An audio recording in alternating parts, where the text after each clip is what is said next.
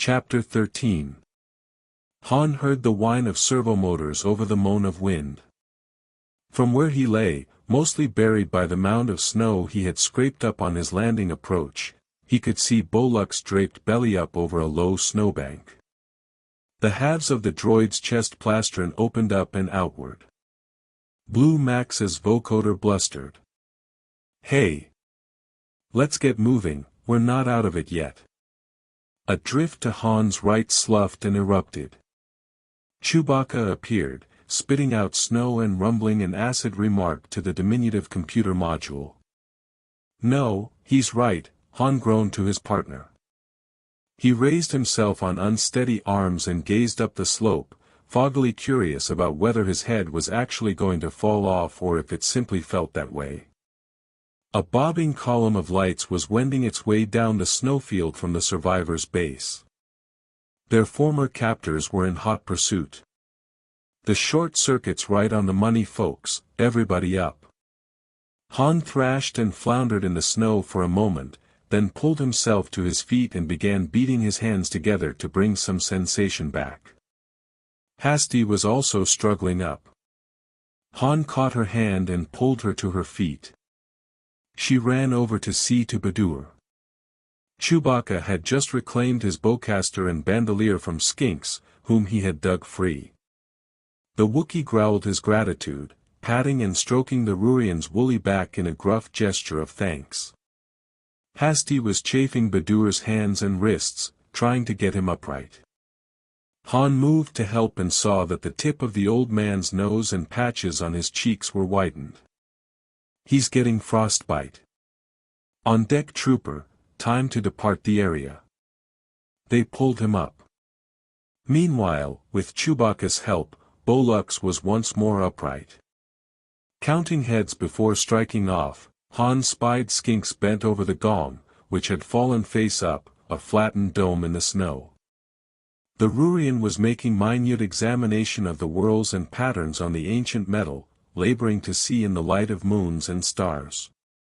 When Han called him, the academician yelled back, "I think you'd better see this first, Captain." They all gathered around him. His small digits traced the raised characters. "I thought I recognized these when I first saw this object, but I was too hurried to study them."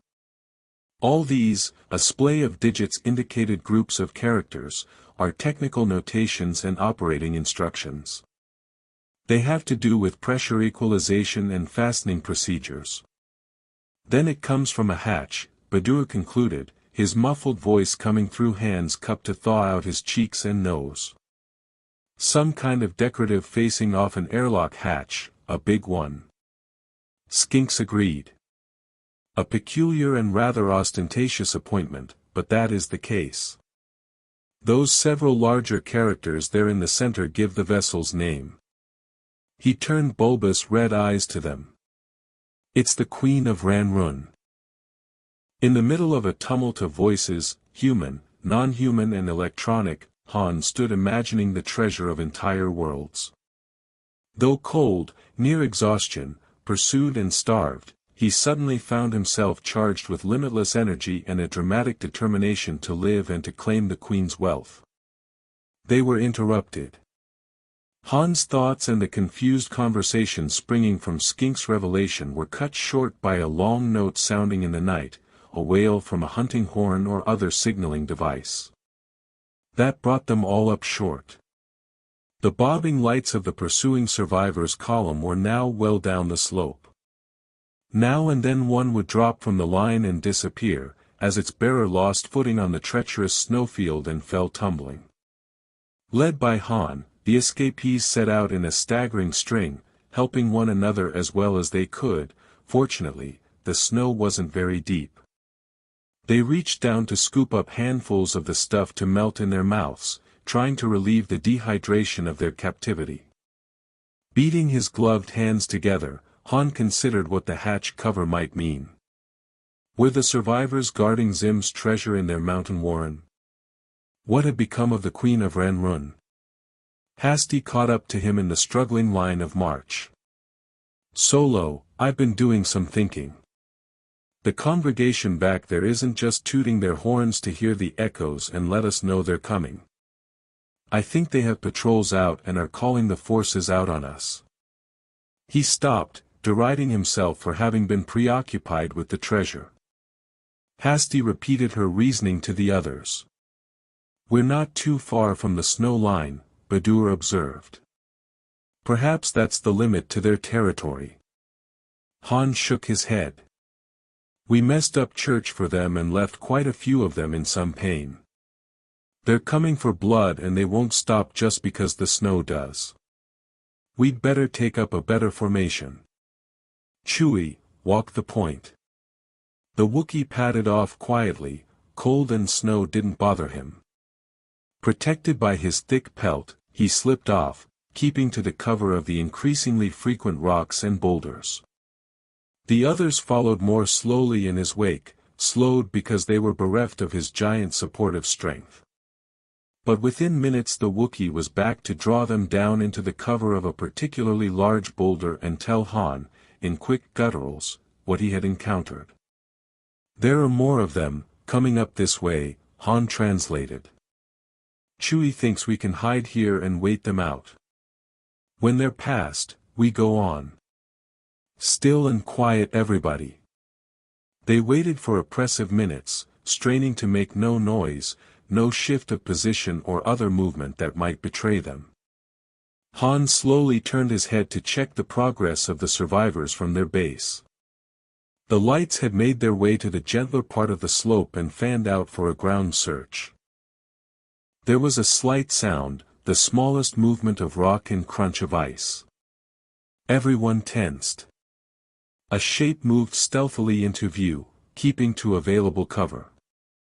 The approaching survivor was uncostumed but wore a hood and heavy clothing.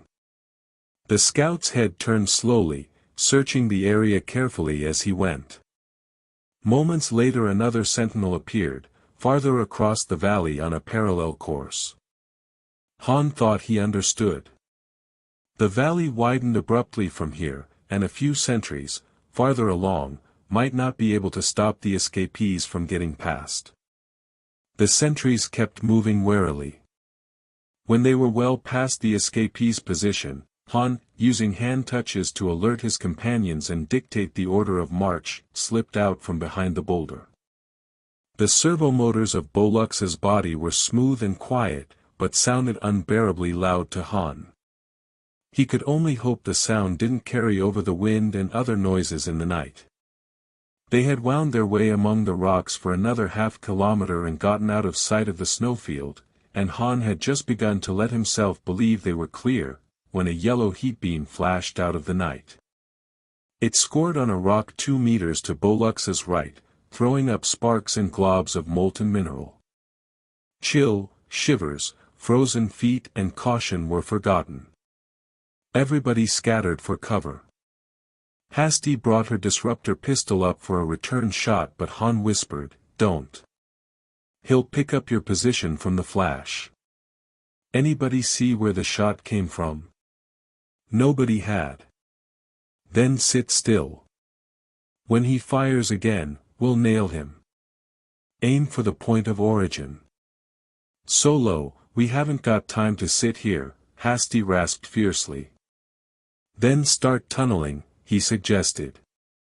But instead she groped, found a stone that fit her palm, and heaved it. It clattered among the loose rocks. Another heat beam flashed yellow from the shadows at the side of the valley. Han fired instantly and kept on firing. The others, slower than he, joined a moment later with a torrent of blaster, power pistol, disruptor, and bowcaster shots. Hold it, Han ordered. I think we got him. Do we move on? Asked Badur. Han didn't think the light and reports of the shots would have been detectable back on the slopes. Not yet. We have to be sure we won't get backshot. Besides, I saw a gleam of metal where the heat beams came from. Maybe there's a vehicle there, or some supplies. He shivered from the mountain air. Anything be a help. Then someone must investigate, Skinks declared, and was away before anybody could stop him, flowing between the rocks with his antennae held low, nearly impossible to see.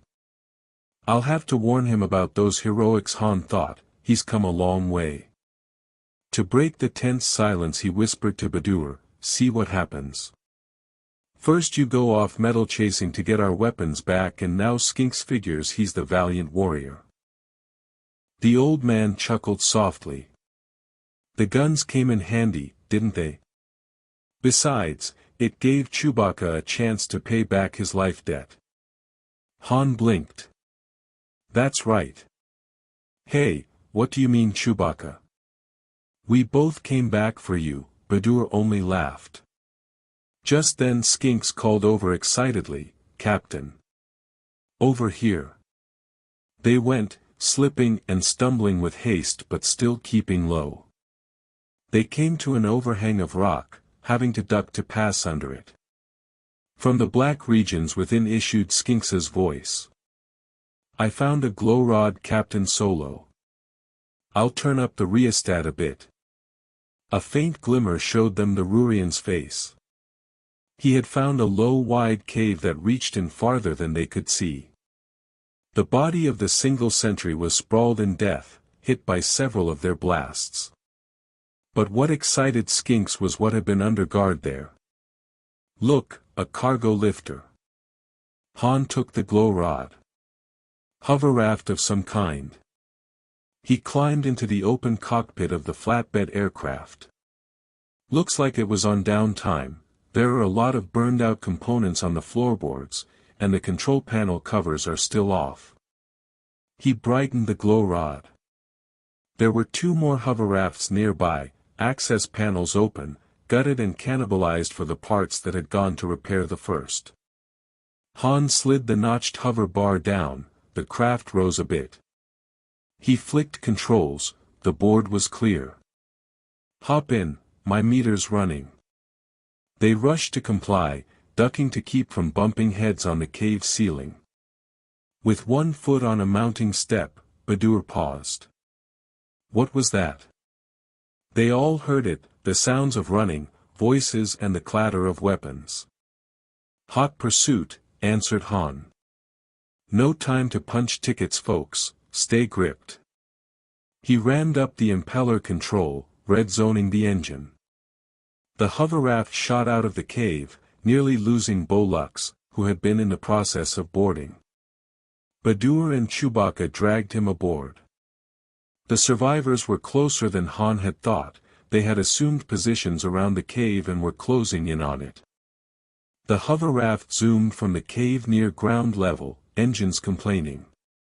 One or two survivors had the presence of mind to shoot as the raft flashed by, but most either stood frozen or sought a lower elevation to keep from being run down. The few shots went wild, and Hasty put out a few rounds at random to keep the survivors' heads down. The raft tore through a wide arc and headed down the valley. "Where to, citizens?" Han grinned. "Just turn on the heaters," yelled Hasty. The valley widened quickly, then gave way down to an open plain carpeted with bobbing spindly amber grass. The hover raft was equipped with rudimentary navigational gear. Han set a course for Juok's mining camp. Not wanting to use the raft's running lights, he cut his speed back and peered through the windshield, thankful it was a bright night. The wind of their passage snatched the warmth out of the heater grids. Hasty discovered a folded tarp in one corner of the cargo bed and pulled at it, but stopped and called to the others. Look at what they had on board.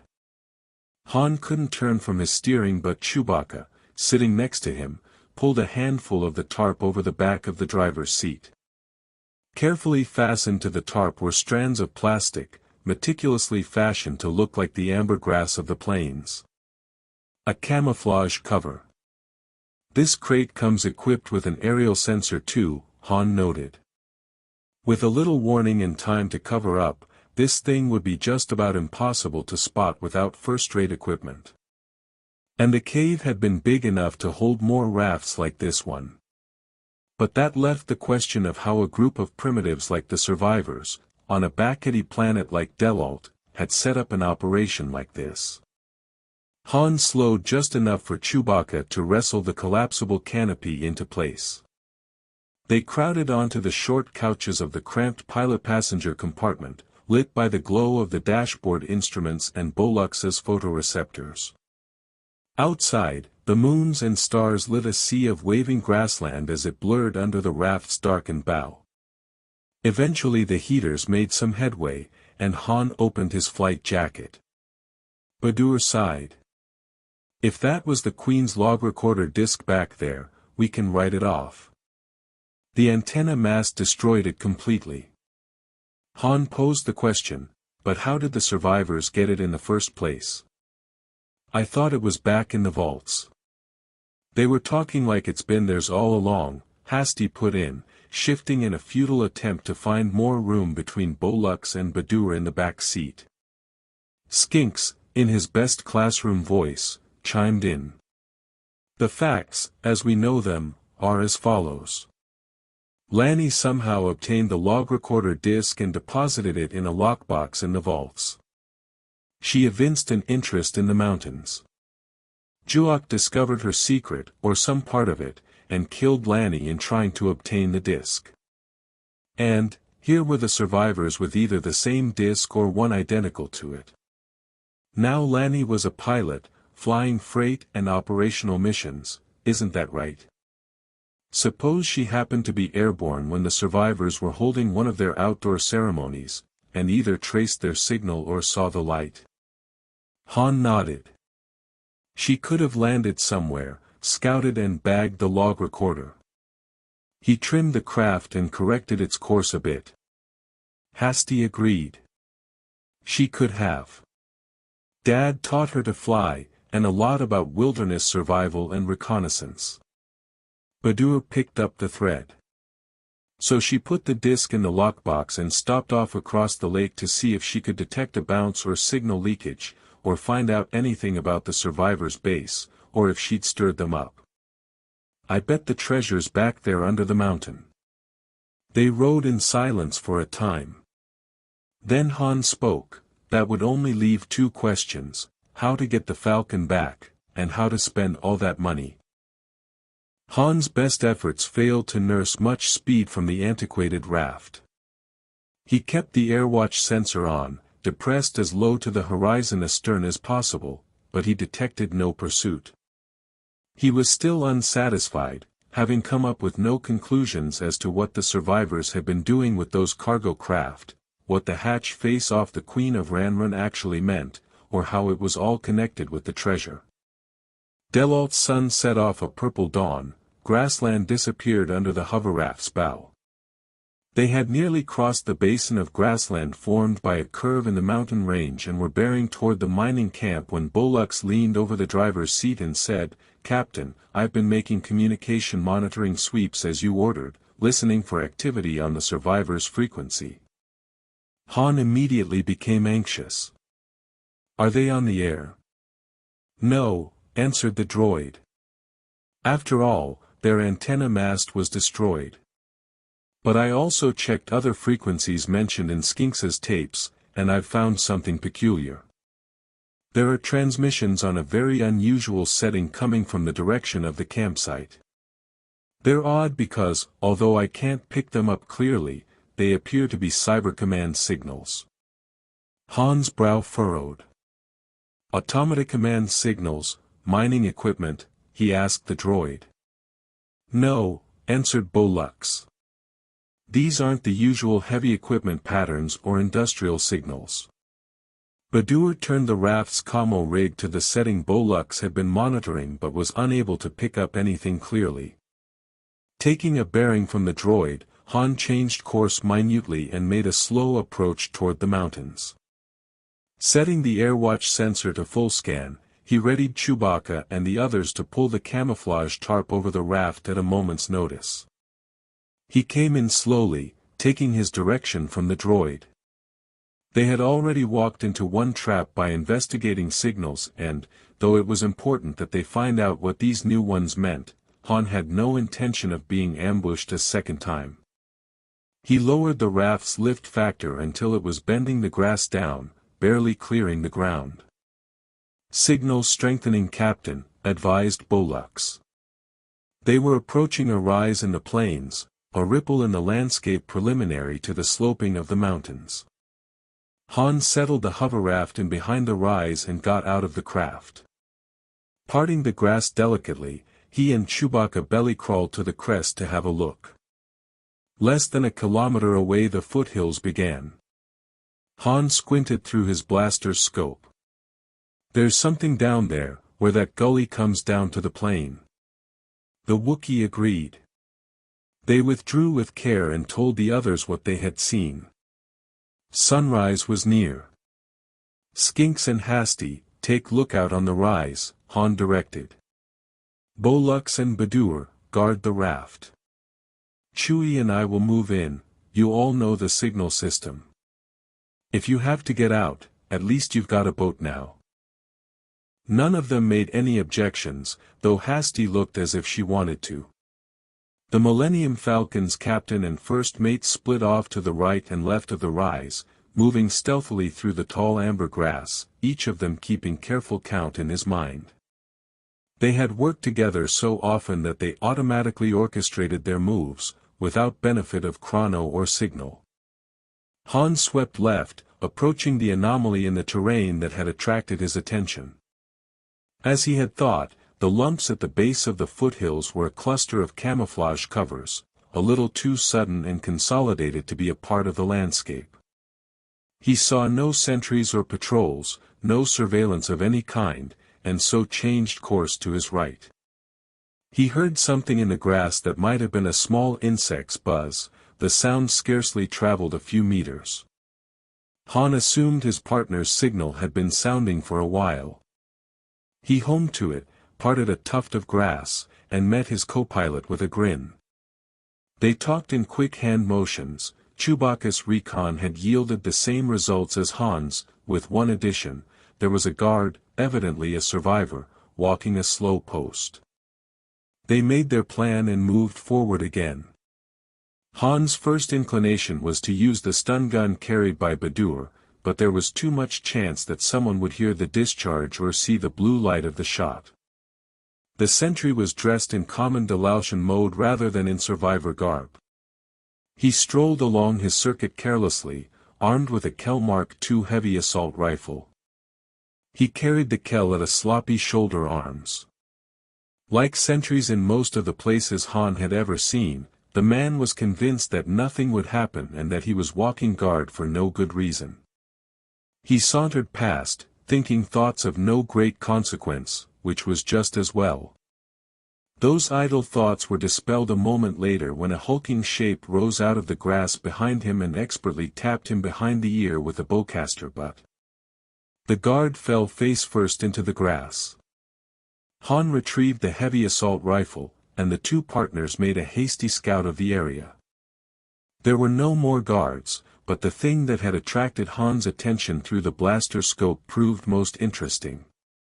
All manner of ground-effect surface vehicles, all of them cargo models, were gathered there under camouflage covers, secured. A quick series of random checks revealed no cargo aboard any of them. What did they need 20 flatbeds for? Han wondered aloud as he waved his companions forward. Plus 2 or 3 back at the mountain base. The others came up behind them. Badur explained that they had secured the stolen hover raft with its own camouflage cover, behind the rise. They helped Han and Chewbacca in a precautionary smashing of the fleet's communication equipment.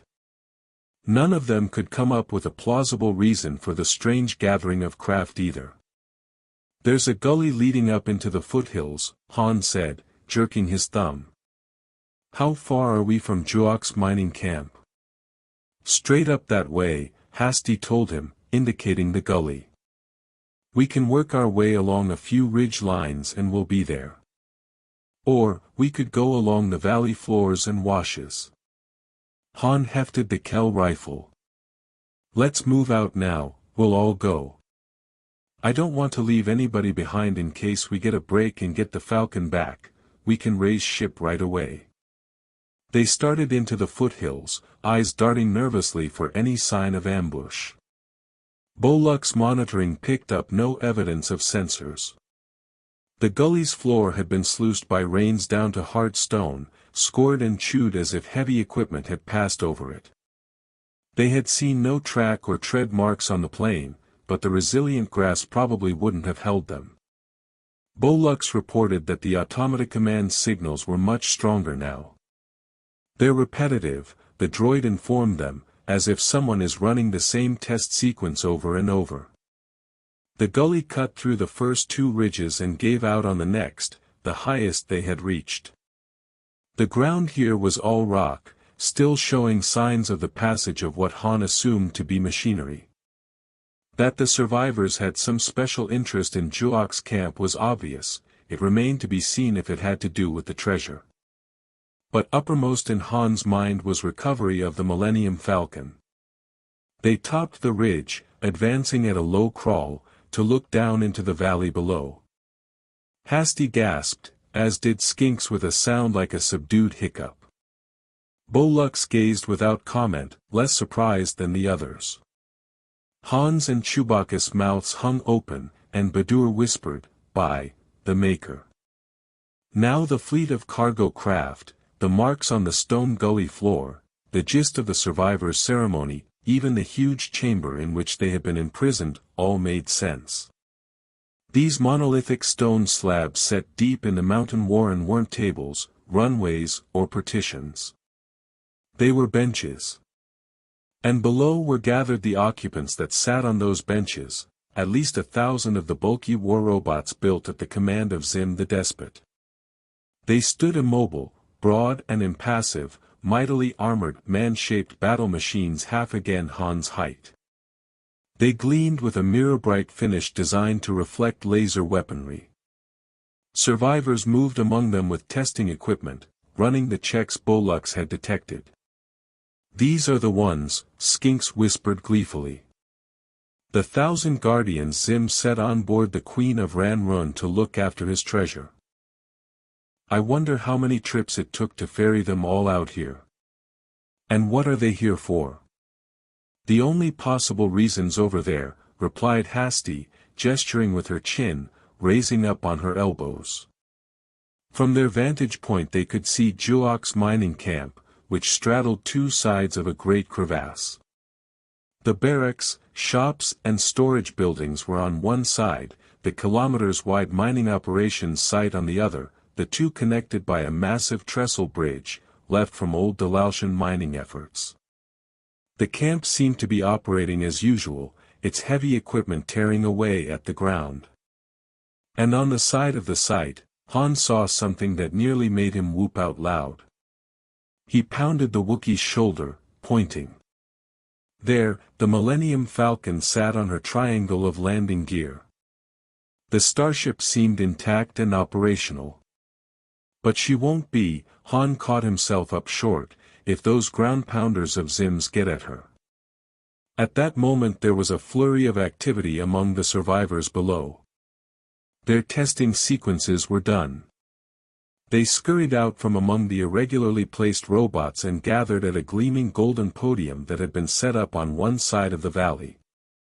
A transmission horn projected from the podium, which was adorned with Zim's death's head emblem. The survivor on the podium touched a control. Every war robot on the valley floor straightened to alertness, squaring shoulders, coming to stiff straddle-legged attention. Cranial turrets swung, optical pickups came to bear on the podium. The survivor on the podium spoke.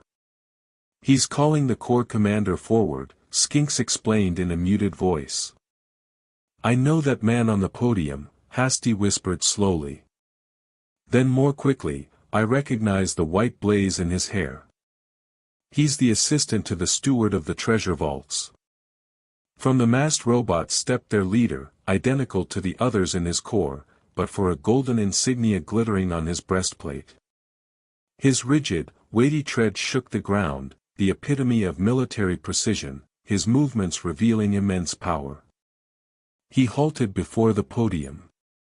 From his aged vocoder came a deep resonant question. Skinks translated in whispers. What do you require of the Guardian Corps? The machine intoned. That with which you were entrusted is now in jeopardy, answered the survivor on the podium, the steward's assistant. What do you require of the Guardian Corps? Repeated the robot, uninterested in details. The survivor pointed. Follow the gully trail as we've marked it for you. It will bring you to your enemies. Destroy all that you find there. Kill everyone you encounter. The armored head regarded him for a moment, as if in doubt, then replied, You occupy the control platform, the Guardian Corps will obey. We will pass in review, as programmed, then go forth. The Corps commander's cranial turrets rotated as he issued the squeals of his signalry. The war robots began moving, forming an irregular line, moving just as their commander had. Without cadence or formation, they grouped to one side of the podium. But as they passed it, the transmission horn's command circuitry automatically directed them to assume their review mode. From a massed group, they separated into ranks and files as they passed the podium, 10 abreast, heavy feet rising and falling in step. With their corps commander at their head, the 1,000 war robots marched, completing a circuit of the valley. Even the survivors were hypnotized by it. The sight of their ancient charges walking again was nothing less than magical to them. Metal feet beat the canyon floor, arms as thick as a man's waist swung in unison. Han wondered if Juok's people wouldn't be able to hear their approach even over the sound of mining operations. At some unseen signal from their corps commander, the robot stopped. The commander came around to face the podium with a rocking motion. From his vocoder booming the words, "We are ready." The survivor on the podium instructed the robots to stand fast for a time. We go now to a vantage point, from which we will observe your attack. When we are in place you may proceed against the enemy. He and the other survivors hurried off to watch the carnage. Presently the air was still, the war robots waiting patiently, the only sound, the distant buzz of the mining camp. We've got to get to the camp first, Han declared as they drew back from the ridge and got to their feet. Are you completely vacuum happy? Hasty wanted to know. We'll get there just in time to go through the meat grinder. Not if we hurry. Those wind-up soldiers down there will have to go the long way around. We can run the ridge line if we're careful and get there first. The Falcons are only way off this mud ball. If we can't get to her, we're going to have to tip Juok that the robots are on their way, or they'll rip my ship apart. He wished he could figure out why the survivors were intent on destroying the mining camp and slaughtering its personnel. Everyone keep up. I'll go first, then Hasty, Skinks, Badur, Bolux and Chewie on rear guard. Han put the heavy assault rifle across his shoulders and set off, the others falling into their assigned places. But when Chewbacca beckoned Bolux, the labor droid hesitated. I'm afraid I'm not functioning up to specifications, First Mate Chewbacca. I'll have to come along as best I can. The Wookiee was torn by indecision for a moment, then trotted off after the rest, making it clear with hand motions and growls that Bolux was to come along as quickly as he could. The droid watched Chewbacca disappear from view, then opened his chest plastron so that he and Blue Max could speak in vocal normal mode, as they preferred. Now, my friend, he drawled to the main computer module, perhaps you'll explain why you wanted us to stay behind. I practically had to lie to First Mate Chewbacca to do it. We may very well be left behind. Max, who had taken in the situation via direct linkage with Bolux, answered simply. I know how to stop them. The war robots I mean, but we'd have to destroy them all to do it. We needed time to talk it over, Bolux. And Blue Max related the plan he had conceived. The labor droid responded even more slowly than usual. Why didn't you mention this before when Captain Solo was here? Because I didn't want him to decide. Those robots are doing what they were built to do, just like we are. Is that any reason to obliterate them? I wasn't even sure I should tell you. I didn't want you to blow your primary stacks in a decisional malfunction. Wait, what are you doing? The labor droid's chest plastron was swinging shut as he toed the edge of the ridge. Seeking alternatives, he explained, stepping off. Bolux slid and stumbled and plowed his way down the slope to the valley floor, working with heavy-duty suspension of arms and legs to keep from being damaged. At last he came to an awkward stop at the bottom amid a minor avalanche. Standing erect, he approached the war robots, who waited in their gleaming exact formation. The Corps commander's cranial turret rotated at Bolux's advance. A great arm swung up, weapons apertures opening. Halt. Identify of be destroyed. Bolux replied with the recognition codes and authentication signals he had learned from Skinx's ancient tapes and technical records. The Corps commander studied him for a moment, debating whether this strange machine ought to be obliterated, recognition codes or no. But the war robot's deliberative circuitry was limited. The weapon arm lowered again. Accepted. State your purpose. Bolux, with no formal diplomatic programming to draw upon and only his experience to guide him, began hesitantly. You mustn't attack. You must disregard your orders, they were improperly given. They were issued through command signalry of the podium. We must accept. We are programmed, we respond. The cranial turret rotated to face front again, indicating that the subject bore no further discussion. Bolux went on doggedly. Zim is dead. These orders of yours are wrong, they do not come from him, you cannot obey them. The turret swung to him again, the optical pickups betraying no emotion. Steel brother, we are the war robots of Zim. No alternative is thinkable. Humans are not infallible. If you follow these orders, they'll lead to your destruction. Save yourselves. He could not admit that it would be by his own hand. The vocoder boomed. Whether this is true or not, we carry out our orders. We are the war robots of Zim. The Corps commander faced front again. The waiting time has elapsed. Stand aside, no further delay will be tolerated. He emitted a squeal of signalry. The ranks of war robots stepped off as one, arms swinging. Bolux had to spring aside to keep from being trampled beneath them. His chest plastron swung open as he watched them go. What do we do now? Blue Max wanted to know. Captain Solo and the others will be down there too. There was a quiver of sorrow in Bolux's voice modulation. The war robots have their built-in programming. And we, my friend, have ours. Chapter 14. They had worked their way to a ridge overlooking the outer perimeter of the mining camp before Han discovered Bolux wasn't with them. Han, incensed, slipped around a spire of rock for a look at the camp. I told that low-gear factory reject we needed him to monitor for sensors. Well, we're just going to have to be extra. Sirens began ululating through the camp. The travelers all hit the ground at once, but Han risked a peek around the spire. Now that they had been detected, information was more important than concealment. The mining camp was swarming like an insect nest. Humans and other beings were running every which way to take up emergency stations. Those employees trusted by Juok were being issued arms and taking up defensive positions.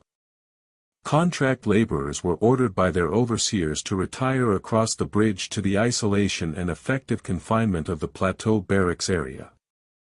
Han couldn't spot the sensor net he had tripped, but it was apparent that it had him pinpointed. Several reinforced fire teams were dashing to bunkers fronting Han's hiding place. Han saw that grounded near the Millennium Falcon and the gigantic mining lighter was another vessel, a small starship with the sleek lines of a scout. Suddenly a response squad started up the hill to engage them, 2 human males with disruptor rifles, a horn-plated wiry scuttling on its 6 legs and bearing a grenade thrower, and an oily-skinned drawl, its red hide gleaming, lugging a gas projector. Half kneeling, half crouching by the spire, Han dragged the old Kel Mark II around by its balance point carrying handle. Knowing of the outdated weapon's powerful recoil, he braced himself before thumbing the firing stud. Blue energy sprang from the Kel's muzzle, tracing a broad line across the rock wall below. He was nearly knocked over backward by the Mark II's kick, but Chewbacca braced him. The rock sizzled, smoked and shot sparks, then cracked, fragments and shards falling downslope. The response squad sought cover with gratifying freneticism. That should keep them off our necks until we can talk, Han judged. Cupping hand to mouth, he called out, "Juak. It's Solo. We have to talk, right away." The woman's voice, amplified by a loud hailer, rose from one of the bunkers. "Give me that log recorder disc and throw down your gun, Solo, those are the only terms you'll get from me." But she saw that we didn't have the disc, Badur muttered. Didn't she guess that we couldn't get it from the lockbox? Han shouted down, "We've got no time to debate this, Juak, you and your whole camp are about to come under attack." He pulled back suddenly as a barrage of small arms fire opened up.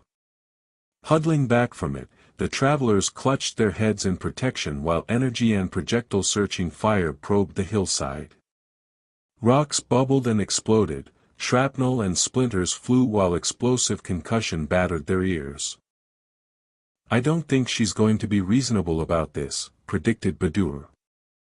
"She's got to be," Han snapped, thinking of what would happen to his starship if the robots overran the camp. The firing slowed for a moment, then at some command they didn't hear, resumed even more heavily. "Face it, Solo," Hasty called to him over the din, "they want our hides and nothing less. The only way we'll get to your Falcon is if we can get to her while the robots are hitting the camp. When they're mixing it up with Juak's people, we wouldn't get 2 meters." At that moment the firing stopped again and a voice called his name from below. Hasty was gazing at him alarmed. "Solo, what's wrong? You just went pale as permafrost." He paid her no attention but saw by Chewbacca's expression that the Wookiee too recognized the voice of Galandro the gunman. "Solo. Come down and negotiate like a reasonable fellow. We have a great deal to discuss, you and I."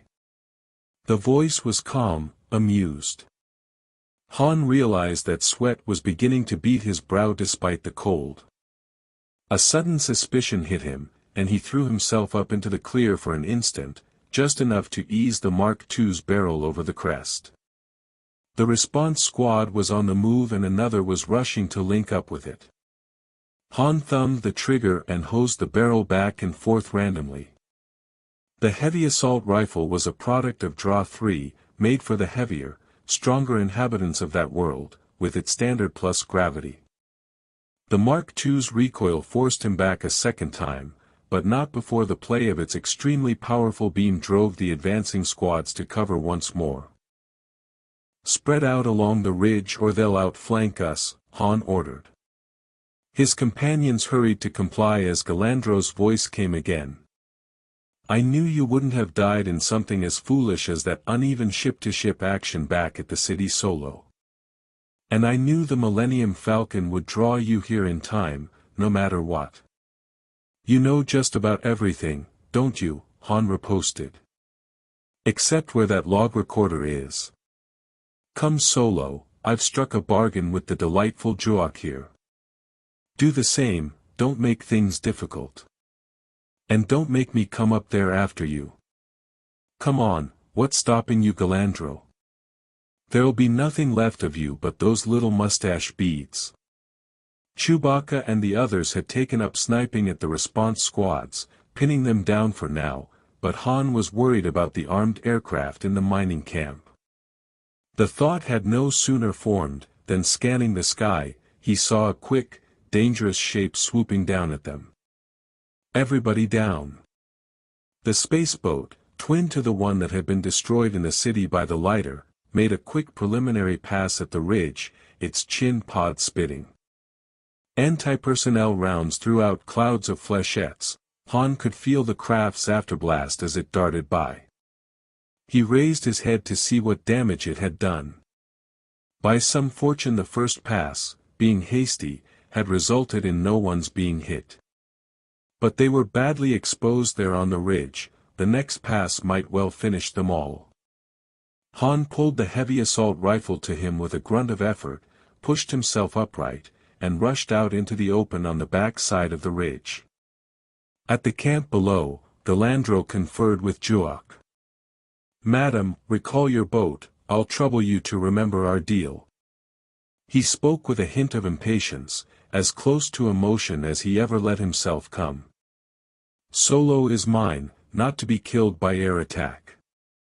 Peering out of the bunker, she dismissed the objection with a wave of her hand. "What does it matter, as long as he's eliminated?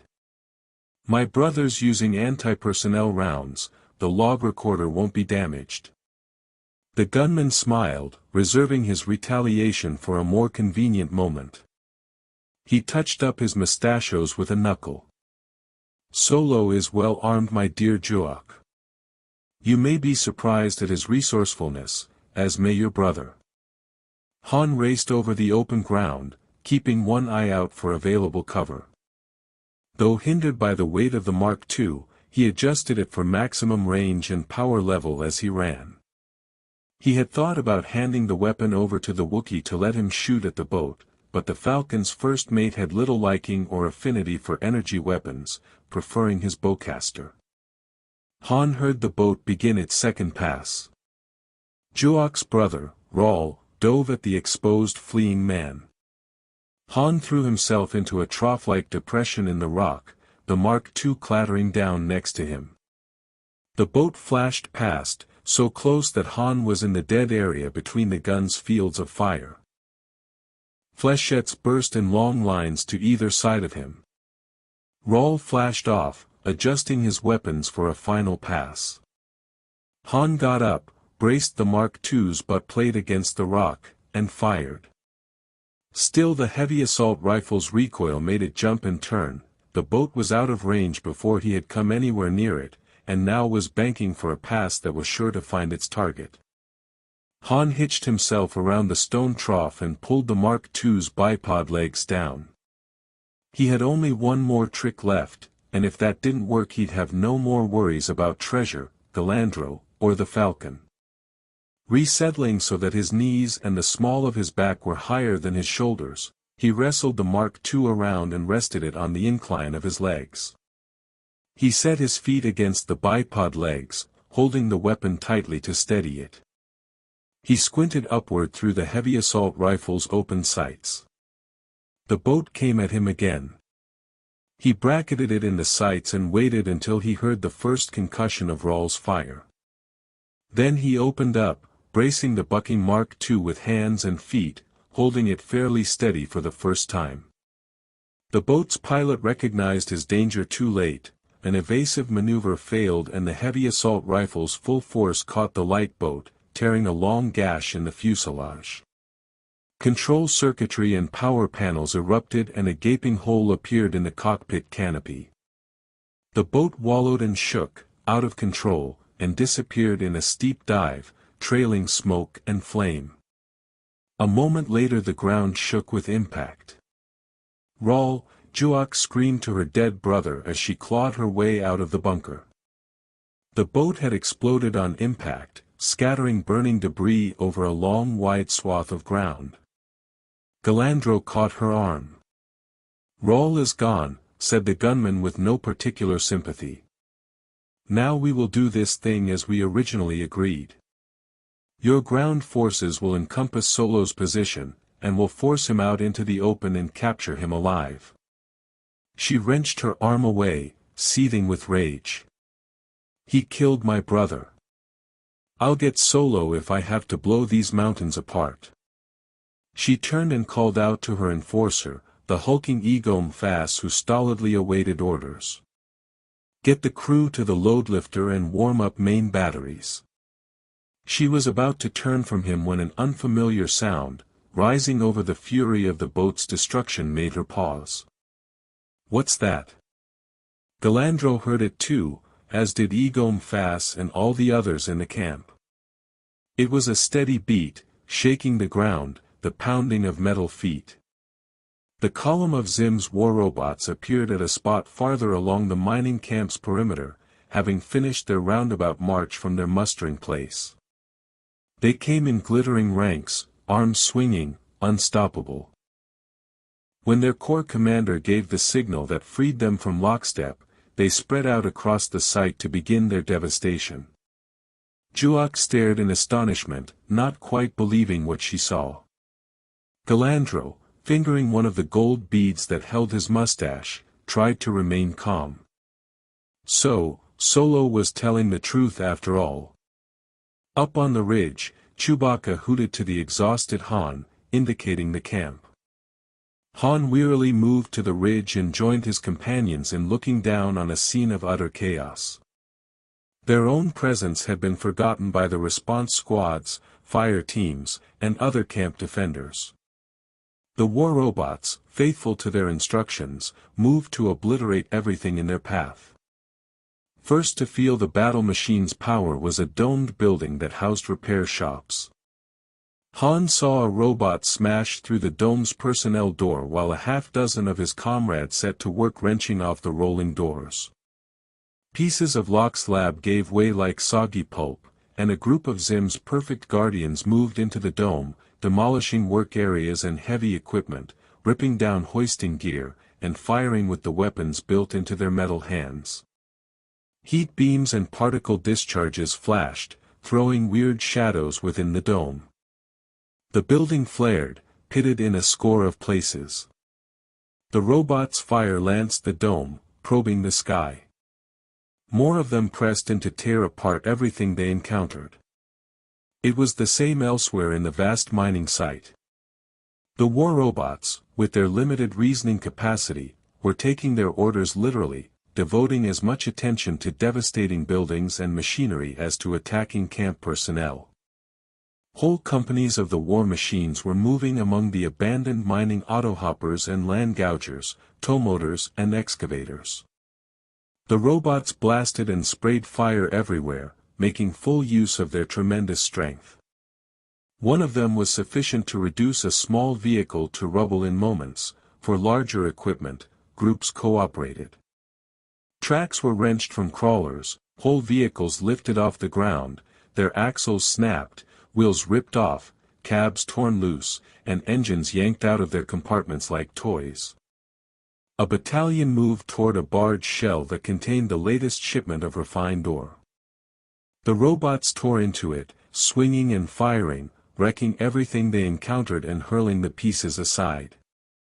Meanwhile, others engaged the camp personnel in determined combat, turning the camp into a scene of unbelievable chaos. War robots flooded through the operations site. They're headed for the Falcon, Han bellowed, then charged down the ridge. Badur's shouted warnings went unheeded. Chewbacca went racing after his partner, Badur took off too, followed by Hasty. Skinks was left alone, staring after them. Although going after his companion seemed a good way to ensure that he would never see the chrysalis stage, he realized that he had become a part of the oddly met group and felt acutely incomplete without them. Abandoning good Rurian prudence, he flowed off after the others.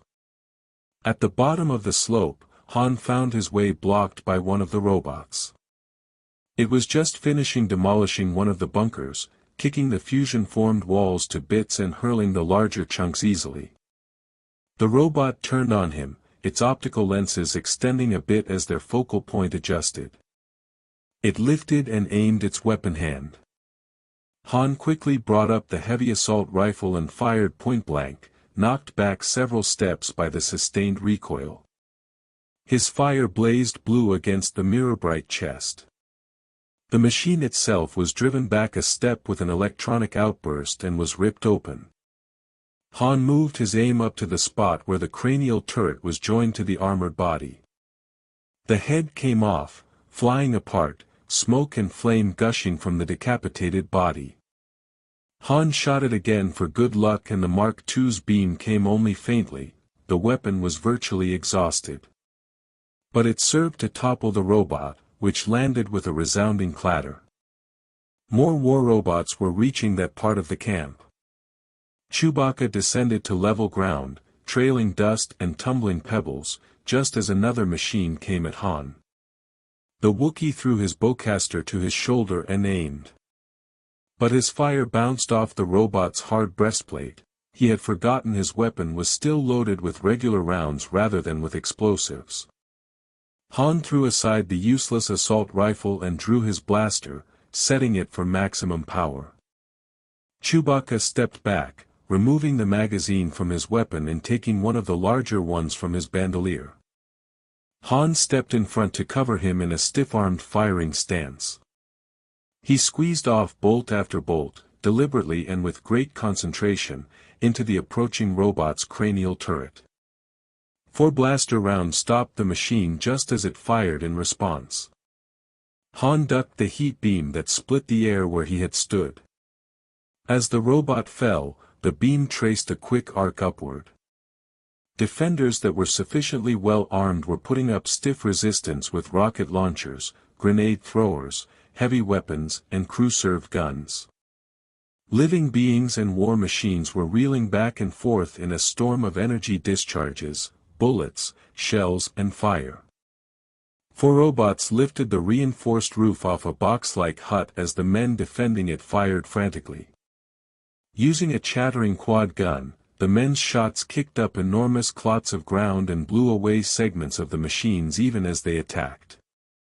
More robots approached to join in. The crew, with barrels depressed, traversed their gun back and forth in a frenzy, taking a terrible toll. But even though several crew members used side arms in a desperate attempt to keep from being overrun, the roofless hut was gradually outflanked and disappeared behind a wall of gleaming enemies. Not far away, a dozen of Juok's employees had formed a firing line in 3 ranks, concentrating on any robot that came near, and were thus far succeeding in preserving their lives. Elsewhere, isolated miners worked their way among the high rocks to exchange earnest fire with the machines which couldn't negotiate the incline. But many of the camp personnel were caught alone or unarmed, or were surrounded. The fighting was heaviest and fiercest there, the robots' implacability matched against the furious determination of the living beings. Humans, humanoids, and non-humanoids dodged, evaded, ran or fought as well as they could. War robots simply advanced, overcoming obstacles or being destroyed, without any sense of self-preservation whatsoever. Han saw a stocky Moltoran run up behind a robot with a heavy beam drill cradled in its brachia and press it flush against the machine's back. The robot exploded, and the drill, exploding from the backwash, killed the Moltoran. 2 mining techs, a pair of human females, had gotten to a land gouger and were making a resolute effort to break through the automaton lines, crushing many of them under the gouger's tremendous treads, maneuvering to avoid their weapons' aim. But soon the fire of many robots converged on them, finding the land gouger's engine. The gouger was blown apart with an ear-splitting explosion. Elsewhere Han saw a robot grappling with 3 Wairi who had swarmed onto it, tearing at it with their pincers. The machine plucked them off one by one, smashing them and tossing them aside broken and dying, but in the next moment the robot itself toppled over, disabled by the damage they had done it. "We'll never get through to the Falcon," Badur yelled at Han. "Let's get out of here." More robots were approaching, and to attempt a return up the steep ridge under fire would be out of the question.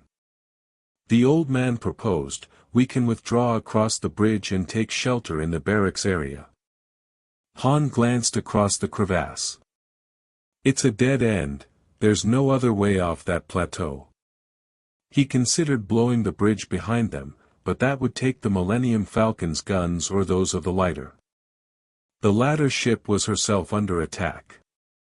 A ring of dozens of war robots had formed around her, furiously firing while the huge cargo ship's engines strained to lift her off, her main batteries answering the robots' fire.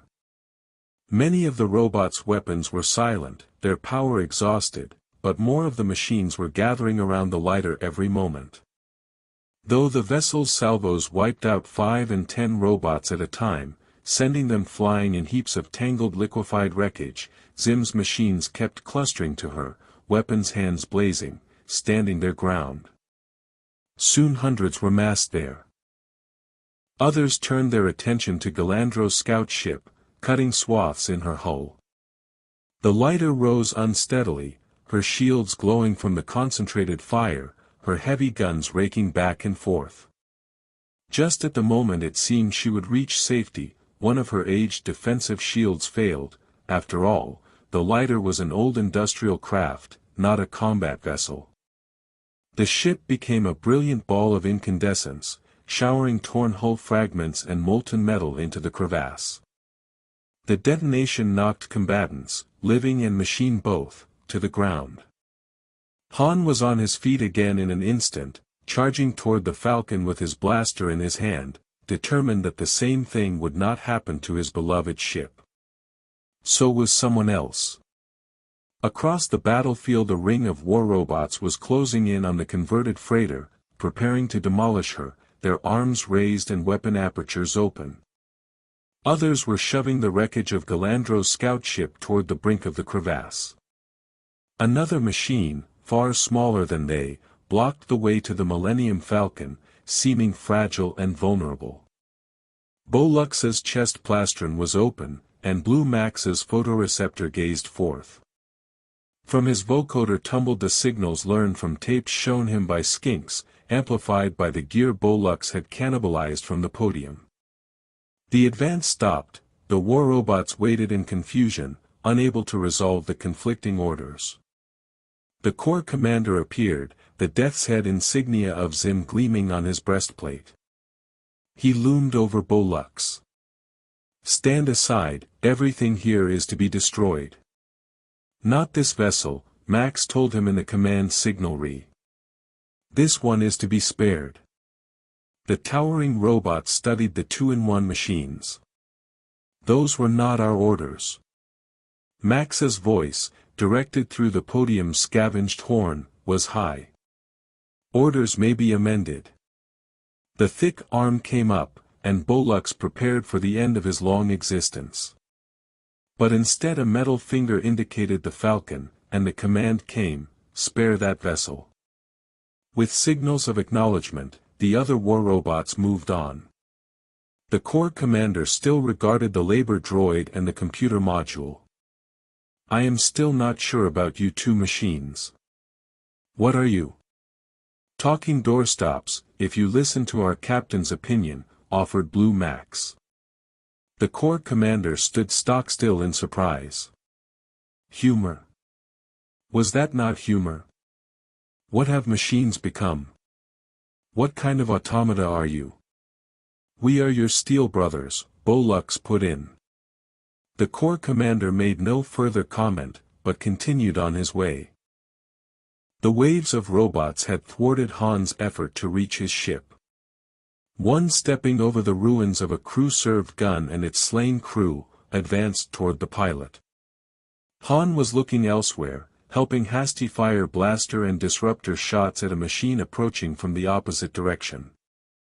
Han's shot scored the cranial turret, Hasty's less practiced, sent its torso and limbs in a wild scatter. Badur was firing at still another, a long-barreled power pistol in each hand.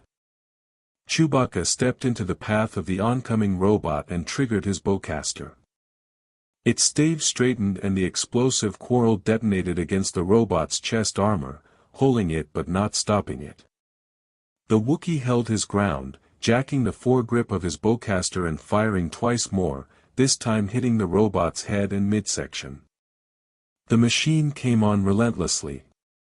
Its weapons' hands were raised, but their power had been drained in battle. Chewbacca backed a step and came up against Han, who was still firing the other way. Then the robot toppled forward. Chewbacca, standing in its very shadow, would have leapt clear but realized that Han was unaware of his imminent danger. The Wookiee shoved the pilot aside with a sweep of his hairy arm but failed himself to avoid the tottering automaton. It struck him and pinned his right arm and leg to the ground. Skinks raced to him and began pulling ineffectually at the Wookiee. Another robot chose that moment to step over the one Han and Hasty had just downed. Since Hasty's disruptor was drained, Han moved forward, then realized that his blaster's cautionary pulsar was tingling his palm in silent warning that his weapon too was spent. He whirled and called to his sidekick, then saw the Wookiee wriggling to extricate himself from under the fallen robot. Chewbacca paused long enough to loft his bowcaster into the air one-handed. Han caught it, pivoted, dropped to one knee, and pressed the stock to his cheek. He squeezed and the explosive blast blew up against the juncture of the approaching machine's shoulder and arm. The metal limb fell away, and the robot shuddered but kept coming. Han tried to jack the bowcaster's foregrip and found, as had the man in the city, that his human strength was insufficient. He stopped himself from dodging out of the way. Chewbacca lay trapped directly behind him. Badur, some distance away, couldn't hear Han's shouts for aid. Hasty fired at the machine with the only weapon she had left, the dart shooter, but emptying the whole clip at it served no purpose. Han avoided Chewbacca's efforts to swipe him out of the way and shifted his grip on the bowcaster, preparing for a last hopeless defense. Chapter 15. The war robot seemed to block out the sky, a machine out of a nightmare. But abruptly its cranial turret flew apart in a blast of charred circuitry and ruptured power routing as a thread-thin precisely aimed beam found its most vulnerable point. Han scarcely had the presence of mind to take a step back, nearly treading on Chewbacca, as the automaton crashed at his feet like an old tree. He leapt up onto its back and scanned the battlefield. Far across it, a form in gray waved once. Galandro. The gunman gave him a bare stark smile that held nothing Han could read. Han drew without thinking, then remembered his blaster was empty. Just then a robot appeared behind Galandro, closing in on him, arms wide. Han never made a conscious decision, but pointed and shouted a warning. The gunman was too far away to have heard, but he saw Han's expression and understood. He spun and ducked instinctively. The robot just missed with a blow of enormous power. With an incredible display of agility and reflexes, Galandro seized the arm and rode the robot's recovery backswing, at the same time putting two quick shots into its head. Letting go, he was flung clear to land lightly and put a last bolt into the robot as it fell. Han watched the incident with awe. By far the most dangerous machine there, was Galandro. The gunman gave Han a sardonic bow and a mocking grin, then, like a ghost, was gone again in the swirl of battle. The air was hot with the unleashed energies of the battle. With Skinks and Badur's help, Chewbacca had squirmed free of the fallen robot, while Hasty stood nervous guard. Taking back his bowcaster, the Wookiee made a quick motion toward the robot that had so narrowly missed nailing Han and barked a question. It was him, Galandro, Han told his partner. A 50, maybe 60-meter tight beam shot. The Wookiee shook his head in bewilderment, mane flying. There was nowhere to go except the camp living area across the bridge. "Will you two stop chatting and get going?" Hasty called. "They'll have us surrounded if we don't hurry." They started for the bridge at the best pace they could manage, a half-trot, each of them bearing a number of minor injuries and wounds. They moved in a defensive ring, Badur at the leading edge with his power pistols, Hasty to his right and Skinks to his left, with Chewbacca and Han bringing up the rear, backpedaling and side-skipping. A metallic voice called Han's name. Bolux somehow injected a note of immense relief into his vocoder drawl. "We're so glad you're all safe. The Millennium Falcon's unharmed, at least for the time being, but I don't know how long that will last. Unfortunately, it's inaccessible just now." Han wanted to know exactly what that meant, but Bolux interrupted. "No time for that now. I have the means to remedy our situation, sir," he told the pilot, resettling the signalry equipment he had taken from the robot's command podium. "But you'll have to get to the far side of the bridge before I can use it." "You're on, Bolux, all right," everybody scratched gravel. They hastened away. The attack hadn't gotten as far as the bridge yet, but resistance was crumbling rapidly. At the bridgehead Bolux paused. "I'll be staying here, sir. The rest of you must proceed across." Han looked around.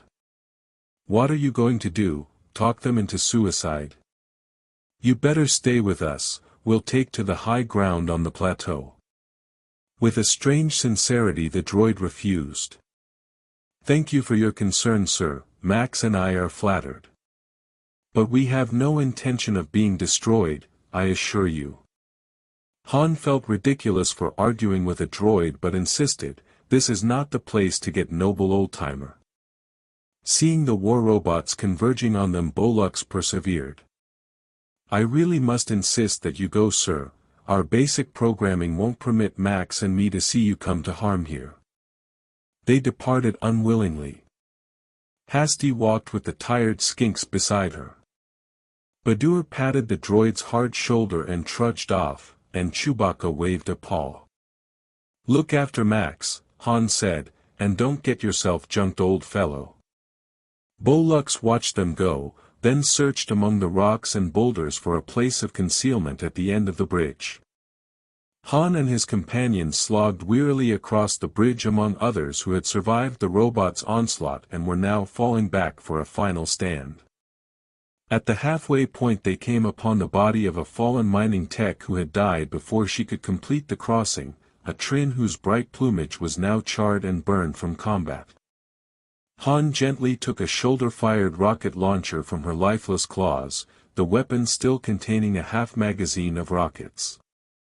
He was just standing up when a figure broke from the stream of retreating miners and attacked him, swinging an empty needle beamer. "Murderer!" Juak shrieked, her first blow grazing the pilot over the ear before he was aware of her onset. "You killed my brother.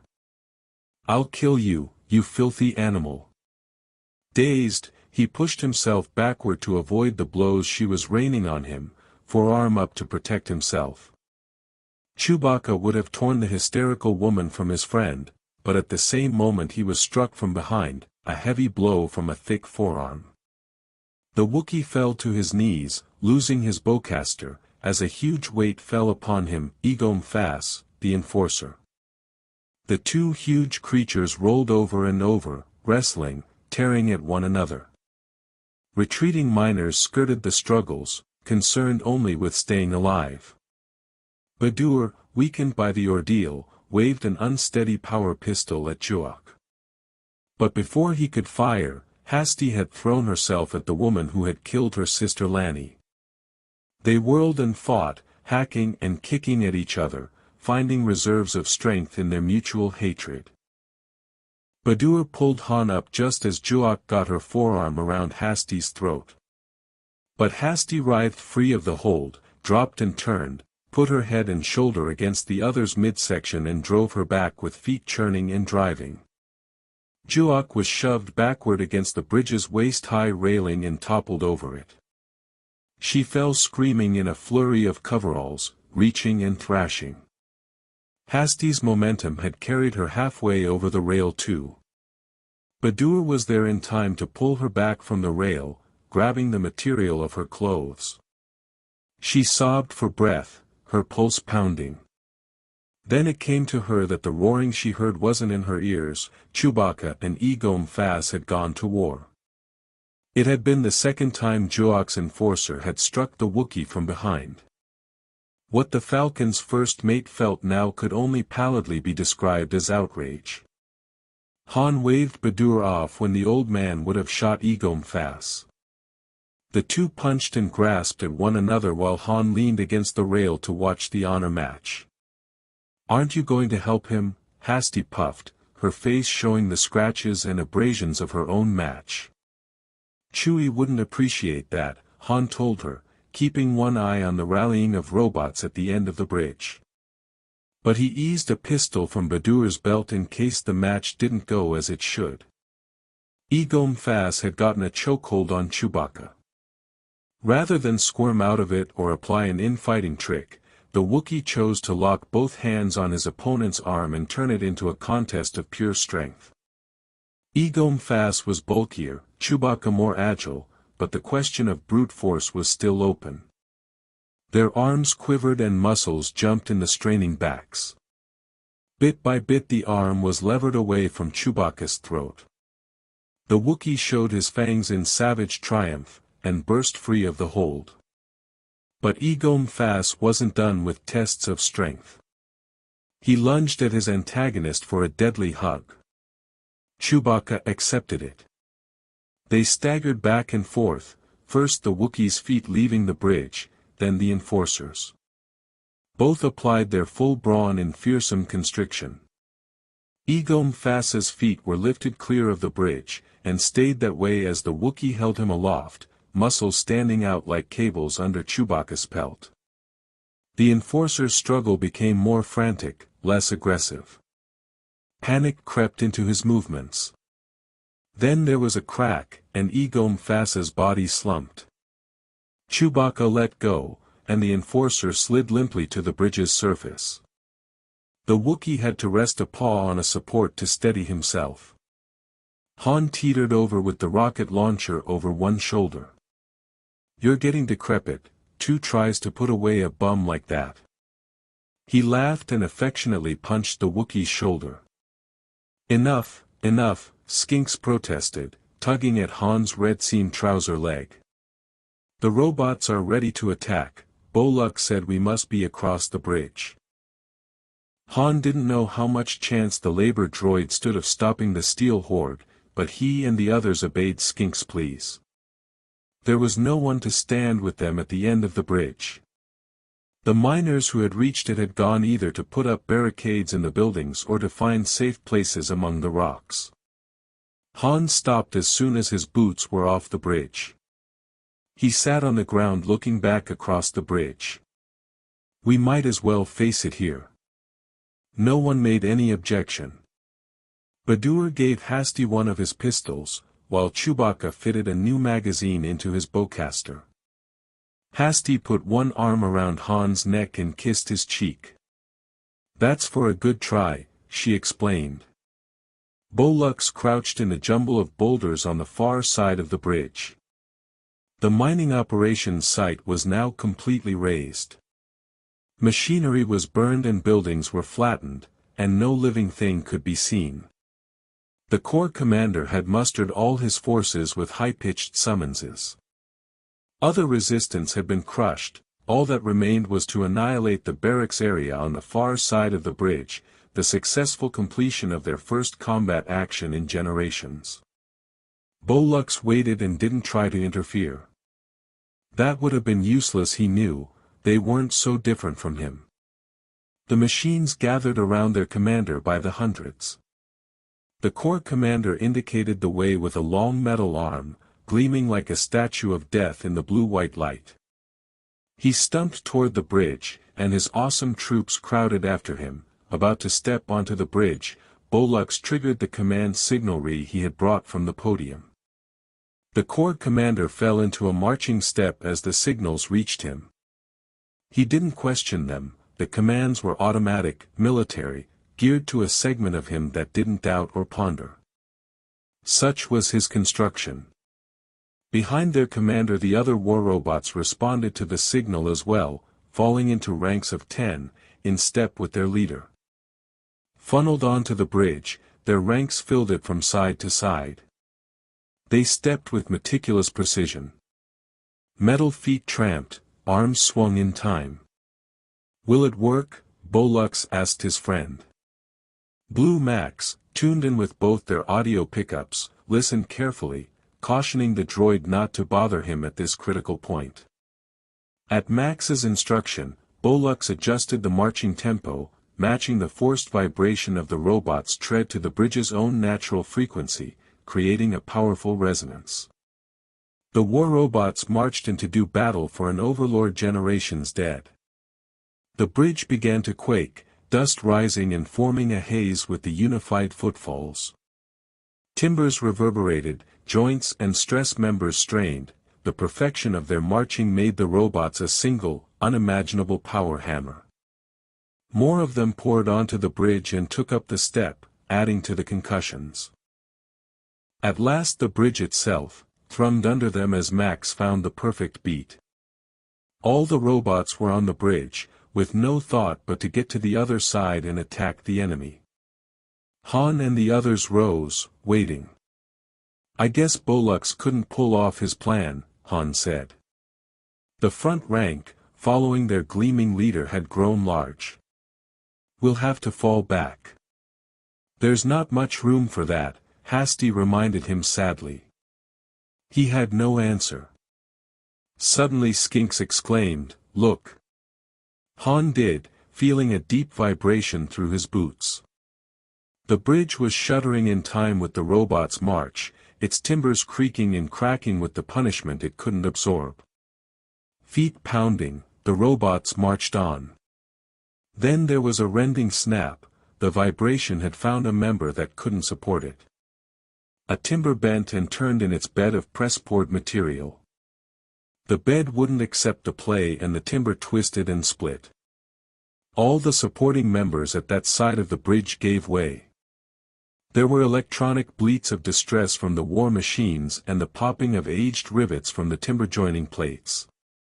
For a moment the whole doomed assemblage, robots and bridge, was suspended in space. Then all fell into the crevasse with a huge concussion, sending up clouds of rock dust and smoke and a wall of impact noise that drove Han back from the crevasse's edge. Wiping the dust from his eyes and spitting it out of his mouth, Han returned to the brink. Among the drifted dust and smoke he could see bridge timbers and the gleam of crumpled armor, the flare of circuit fires, overloaded power packs, broken leads and shorted weapons. Suddenly Bolux appeared at the other side of the crevasse, waving stiffly, having divested himself of the scavenged equipment. Han returned the wave laughing. "From now on those two are full crew members." A new sound made him look around in surprise and anger, mouthing a Corellian oath. The Millennium Falcon was lifting off. She rose on blaring thrusters, swinging out over the abyss. Han and Chewbacca watched in despair as they saw their ship whisked from under their noses despite all their efforts. But the freighter settled gently on their side of the crevasse. They got to her just as her ramp bay doors opened and the main ramp lowered, beneath and astern the cockpit. The main hatch rolled up, and there stood Galandro. He welcomed them with a smile, his weapon conspicuously holstered. His fine clothing and beautiful scarf were soiled, but other than that, Han reflected, he looked none the worse for someone who had just waded through a horde of war robots. The gunman sketched a mocking bow. "I found myself obliged to play dead among the slain. I couldn't get to the ship until the robots had all left, or I'd have been of more assistance. Solo, these droids of yours are priceless." His smile disappeared. "And so is Zim's treasure, eh? You're out for high stakes for a change, my compliments. You tracked me all the way from the corporate sector to tell me that." Chewbacca had his bowcaster aimed at Galandro, but Han knew that even that was no guarantee against the man's incredible speed draw. The gunman made a wry twist of his mouth. "Not originally. I was rather upset about our encounter there. But I'm a man of reason, I'm prepared to put that aside in view of the amount of money involved. Bring me in for a full cut and we forget the grudge. And you get your ship back. Wouldn't that strike you as a fair arrangement? Han remained suspicious. All of a sudden you're ready to kiss and make up. The treasure Solo, the treasure. The wealth of Zim would buy affection from anyone. All other considerations are secondary. Surely that's in keeping with your own philosophy, isn't it? Han was confused. Hasty, who had come up behind him, said, "Don't trust him." Galandro turned clear blue eyes on her. "Ah, the young lady. If he doesn't accept my offer, you'll be in a bad way as well, my dear. This vessel's weapons are functional." His voice went cold, the play-acting evaporating. "Decide," he ordered Han crisply. The defenders were beginning to emerge from the barracks, having seen the bridge collapse and the ship land. In another moment, escape might be much more complicated. Han reached out and pushed down Chewbacca's bowcaster. "Everybody on board, we're back in business." In moments they had lifted off with Han at the controls, uttering angry maledictions at the techs who had torn the starship apart in search of the log recorder disk and reassembled her so inexpertly. "Why did Juak have the ship repaired anyway?" Badur asked. "She was either going to keep it for her own use or sell it," explained Galandro. "She tried to sell me a lame story about her disagreements with you people, but considering the things I'd already discovered about your movements, the truth wasn't hard to guess." Han brought the ship in to hover over the camp. "What about the other miners, the ones who lived?" Hasty asked. "They've got food, weapons, supplies there," Badur said. "They can hold out until a ship shows up, or slog it over to the city." Han was bringing the Falcon down again on the other side of the crevasse. A gleaming metal form waited there. Chewbacca went aft to let Bolux aboard. "Like you said," Han found himself telling Galandro defensively, "they're valuable droids." "I said priceless," Galandro corrected him. "Now that we're comrades, I'd never offend you by suggesting you've gone soft. May I inquire what our next move is?" "Direct collection of intelligence data," Han declared, lifting off again. "Interrogation of indigenous personnel for tactical information. We're going to make a couple of locals sweat and find out what all this was about." The survivors who had activated the war robots had decided to escape together in one large hover raft, rather than spread out across the plains in a fleet. A few passes and a barrage from the Falcon's belly turret brought them to a halt. They threw down their arms and waited. Han prudently left Chewbacca at the ship's controls. He and the others, weapons recharged, went to confront the survivors. Hasty, first down the ramp, waved her gun at them shouting, and fairly dragged one of them off the raft. Han and Badur had to pull her off the man, while Galandro looked on in amusement, and Skinks in confusion. "It's him, I tell you," she yelled, straining to go after the frightened man again. "I recognize the white blaze in his hair. It's the vault steward's assistant." "Well, clubbing him silly isn't going to help," Han pointed out as he turned to the man. "Better spill it, or I'll let her loose." The assistant licked dry lips.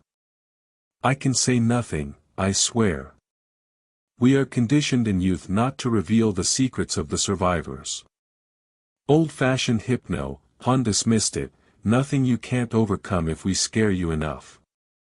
Galandro stepped forward with a wintry smile, pulling his pistol in one fluid motion, adjusting it one-handed.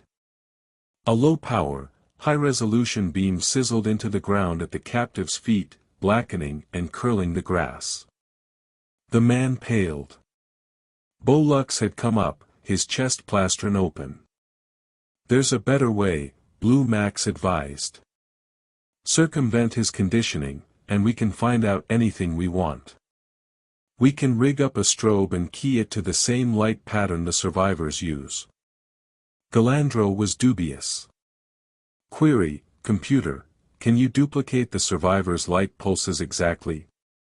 Quit talking to me like I'm some kind of appliance, snarled Max. Beg pardon, said Galandro politely. I keep forgetting. Shall we proceed?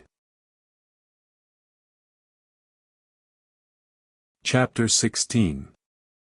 The Millennium Falcon moved through the Dalaltian air at what was for her a conservative speed. Even so, Han was recovering the distance from the city in minutes. Galandro was off gathering equipment elsewhere in the ship with Bolux's help.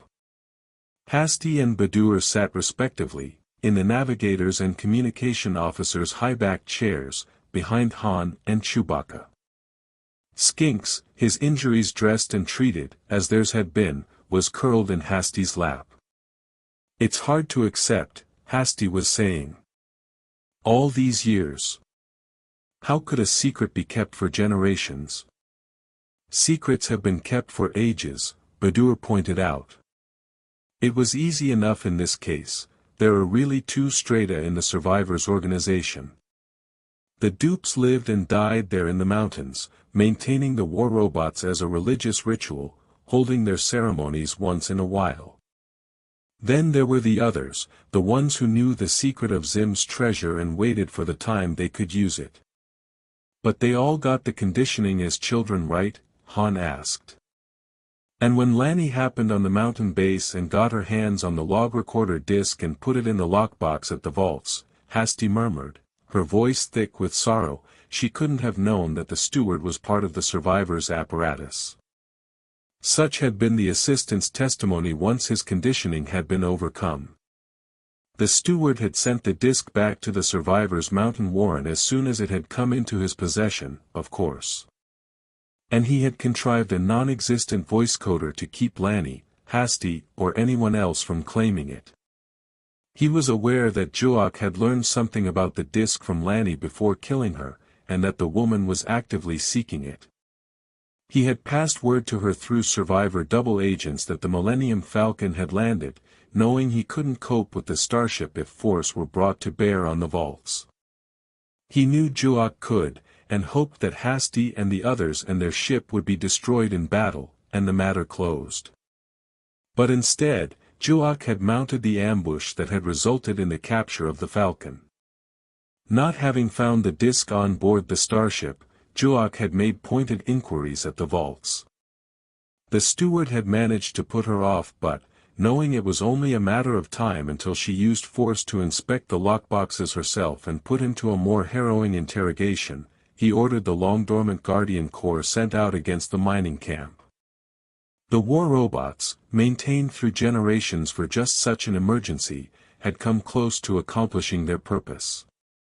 So why are the survivors still sitting on their money after all this time, Han wondered. The old republic was stable and unbeatable, Badur answered. They had no hope of moving against it, even with Zim's treasure backing them. It's only now, with the Empire having its troubles, that the survivors smelled a setup they might be able to exploit, especially here in the Taiyan hegemony. I bet small-timers everywhere are getting the same sort of idea. A new Zim, and a new despotism, Hasty mused. How could they have believed it, even under conditioning? They can believe one thing, Han said, watching the land roll by quickly beneath them. The survivors are about to suffer a capital loss. Shouldn't we have a bigger ship? Hasty inquired. Han shook his head. First we make sure the treasure's there, and put what we can in the Falcon. Then we unship a quad battery and some defensive shielding generators. Galandro and I will hold the fort while Chewie and the rest of you go find a bigger ship, about the size of Juok's lighter say. It won't take too long. And what will you do with your share of the money? Badur asked casually. He saw doubt and confusion cross the pilot's face. I'll worry about that when I've got a stack of credits so high I'll have to rent a warehouse, Han replied at last. Galandro, who had just entered the cockpit, carrying the equipment he had gathered said, well put Solo. Indelicate, but on target. He checked their progress. We'll be there in a moment. I haven't ransacked a bank in a long time, there's a certain zest to it. Han reserved his reply and put the starship into a steep dive. The Falcon dropped out of the sky ahead of her own sonic boom. Delaltians near the vaults suddenly saw the vessel appear above them, its braking thrusters thundering, its landing gear extended like predatory claws. People scurried for shelter as the shock wave of the freighter's passage caught up with her, making the ground tremble and the buildings shake. She came to rest on the roofless portico outside the vault's single door. The Falcon's external speakers hooped and wailed with emergency sirens and klaxons. Her visual warning systems and running lights were flashing at maximum luminescence. Bystanders would have difficulty seeing and hearing, much less interfering. The ramp dropped and Han and Galandro ran down, blasters ready, equipment and tools waiting them. Behind followed Badur, Hasty and Skinks. The girl objected, "Are you sure there isn't some other way to do this?" Han had to read her lips, unable to hear her in the din. He shook his head. Chewbacca had to stay at the controls, both because he knew the ship and because Han trusted only the Wookiee with care of the Falcon. Boluk stayed behind as well to keep a photoreceptor on instrumentation the first mate couldn't spare time to monitor. Han wanted at least 2 people to hold the main door, Hasty and Badur. He and Galandro would do the searching, taking Skinks along to translate. The area seemed fairly secure, the Delaltians had no way to cope with an armed starship. Han waved to his partner in the cockpit, and though he couldn't be heard added, "Fire Chewie."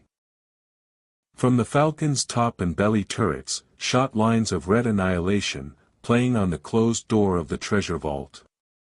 Smoke obscured the door in seconds as the quad guns traced incandescent lines across it. Red cannon fire pitted and burned through material that had withstood generations of time and weathering, cutting glowing gashes in it. No weapon of its time could have penetrated it so easily, but in moments the door had been breached, pieces of it falling away. The reports of the gunfire added to the tremendous noise level. Han signaled again and Chewbacca ceased fire. Smoke billowed away on the chill wind to reveal a yawning hole, its red-hot edges quickly cooling. "Armed robbery," laughed Galandro. "There's nothing like it." "Let's get inside," Han mouthed. They ran together and hurtled through the gaping door. Hasty and Badur followed a moment later. "Stay here and make sure you maintain comlink with Chewie," Han told them. Badur set Skinks down. "Don't forget the defensive system." Hasty called as Han, Galandro and Skinks raced off. Among the things their captives had revealed was the fact that the treasure vaults were equipped with defensive security devices. The presence of a firearm in any protected area would trigger automated weapons. They went deeper into the gloom of the cavernous vestibule, abandoned by the Delaltians, who had wisely sought other refuge. Han didn't see a man appear to one side, weapon raised, but Galandro caught the movement, drew and fired all in the same instant. The steward cried aloud, clutching his middle, then collapsing to the pressure-packed tile floor.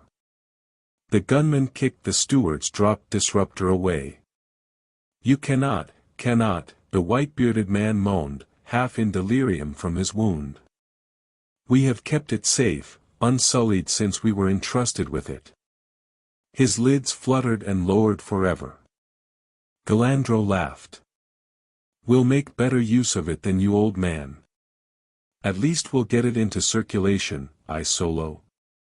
Han, moving on, offered no answer. Galandro came after, and Skinks rushed to catch up. They descended dusty ramps and broad staircases, the empty vaults all around them. At one point they lowered themselves by the cable of an ancient lift platform that no longer worked, complying precisely with the instructions extracted from the captive survivors under Hypno. Han marked their trail with a tint bulb. At the lowest level of the vault proper they came to a forking of the ways. Their information on the vault complex layout went no further than this. "It's off this corridor, one of the side tunnels," Han said. "Got your copy of the identity marks?" "Good. The little fellow can stay with you solo," Galandro replied, meaning Skinks. "I prefer to operate alone." He hitched up the straps holding his equipment and stalked away. "Okay, stay sharp," Han told Skinks, and the search began. Soon they were absorbed in the intricate business of examining side corridors for the identity marks described by their prisoners and copied by Skinks. These lowest levels of the vault proper were stale and seemed airless, layered with ankle-deep dust, and a gloom that resisted the beam of the handheld spotlight. They passed room after room of empty bins and vacant shelves. At last Skinks stopped. "Captain, this is it. These are the ones." He was vibrating with excitement. To Han the side corridor looked no different from any other, ending as it did in a blank wall at the bottom of an obviously empty vault complex. But Skinks was right, the identity marks matched. Han shucked his other gear and lifted a heavy-duty fusion cutter into place. Skinks, taking the comlink, tried to contact the others and inform them of the find, but could raise no response. "The walls are probably too thick," Han suggested as he set to work. When it had been built, the wall would have withstood any assault that could have been made with portable equipment, but Han was beneficiary of a long technological gap. Chunks of the wall began to fall away. Beyond was the glow of a perpetual Illumi system. Han set the fusion cutter aside hurriedly, anxious to see for himself. A treasure beyond spending. He could barely contain himself. He ducked and stepped through, followed by Skinks. The vault was dust-free, dry and as quiet as when Zim's artisans had sealed it, moments before they were put to death centuries ago. His steps echoing in the stillness, Han smiled. The real vaults, all the time they were right here. Hunters had scoured this whole part of space for Zim's treasure because his vaults were empty and all the time there had been complete duplicates, right under the decoys. "Skinks, I'll buy you a planet to play with." The Rurian made no answer, silenced by the weight of years hanging over the place. They followed the corridor through a few turns and came to a stretch where warning flashers blinked in their wall sockets, as they had been doing for centuries. This no-weapons zone was an antechamber to the true treasure vaults of Zim. Han stopped, wishing neither to be burned by the defensive weapons nor to go on unarmed, aware he might face other dangers. He turned back with great reluctance. At the fusion cut opening, Galandro waited. Han paused and Skinks waited uncertainly. "We found it," the pilot told the gunman with a jerk of his thumb. "The real one. It's back there." He realized Galandro had heard Skinks' transmissions after all. Galandro registered no elation, only amused acceptance. Han knew without being told that everything had changed. The gunman's abandoned equipment was stacked to one side, and he had doffed his short jacket, prelude to a gun duel. "I said, the treasure is back there," Han repeated. Galandro smiled his frosty smile. "This has nothing to do with money solo, although I postponed it until you and your group could help me find the vaults. I have my own plans for Zim's treasure." Han warily shrugged out of his jacket. "Why?" was all he asked, carefully unsnapping his holster's retaining strap and rotating it forward out of his way.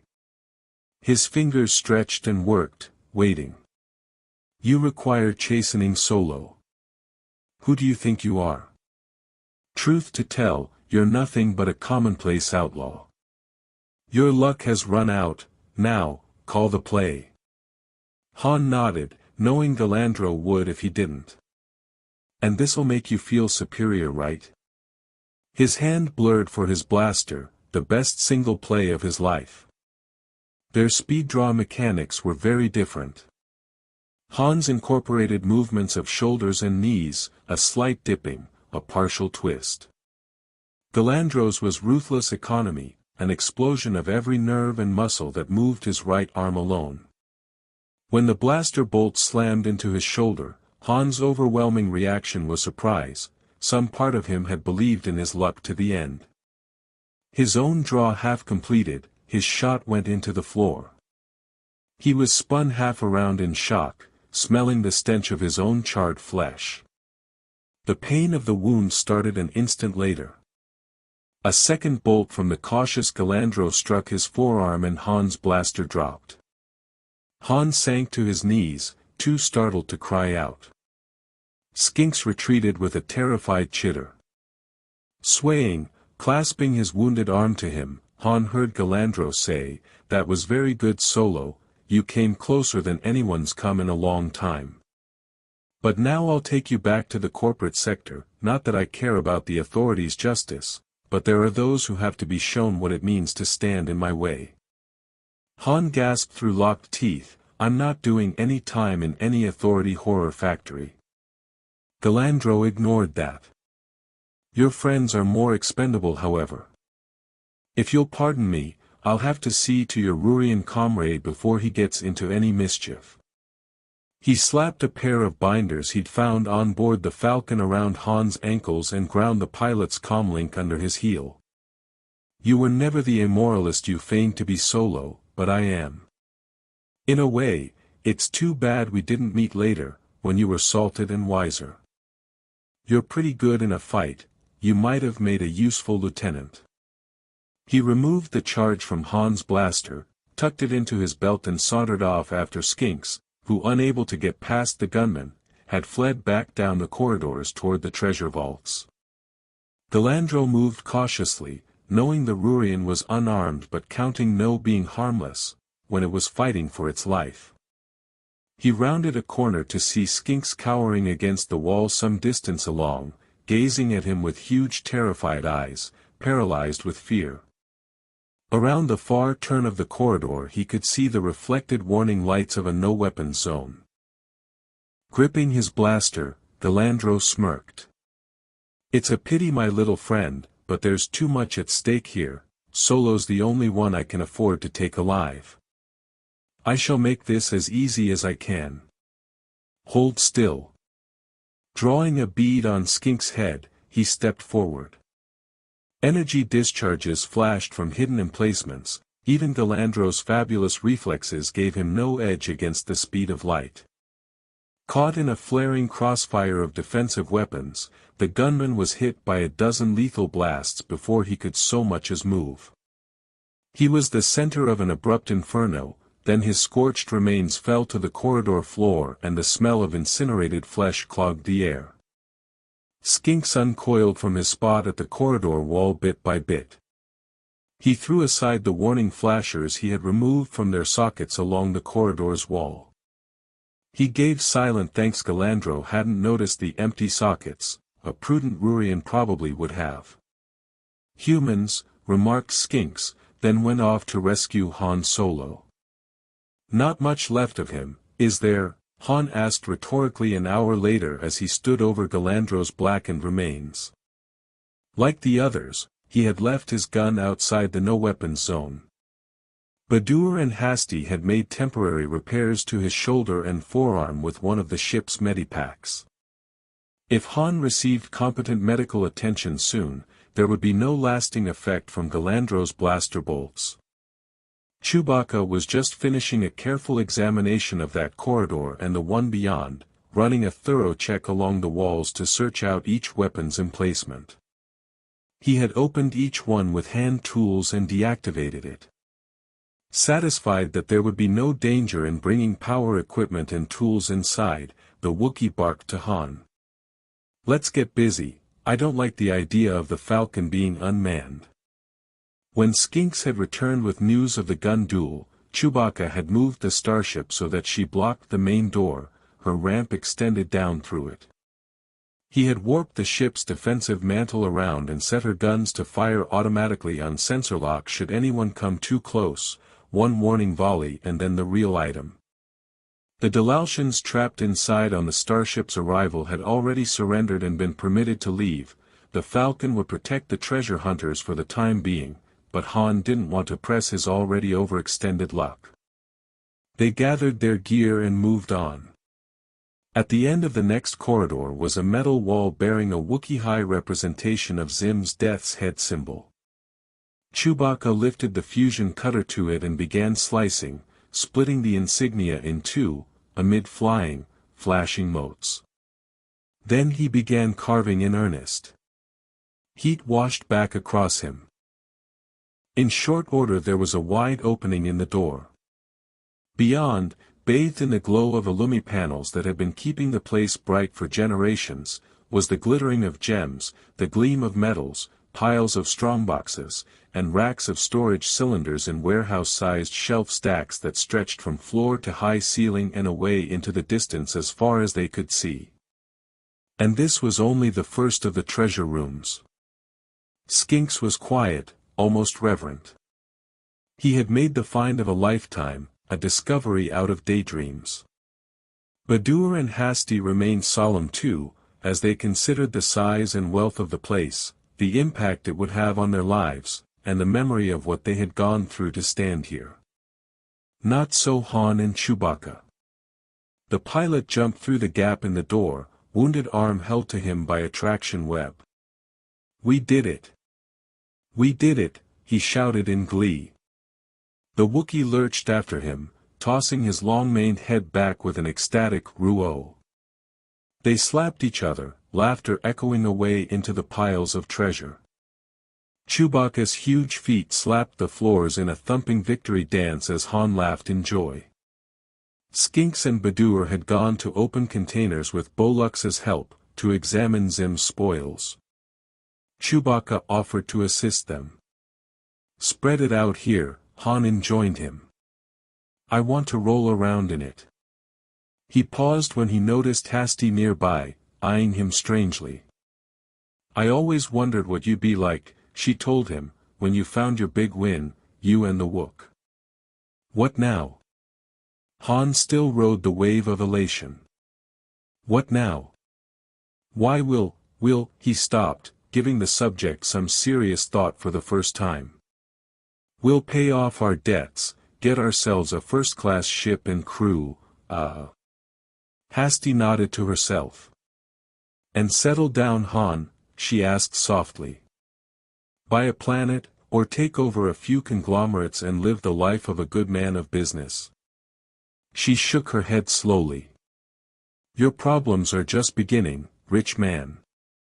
His joy was receding fast, replaced by a tangled knot of doubts, plans, the need for forethought and mature wisdom.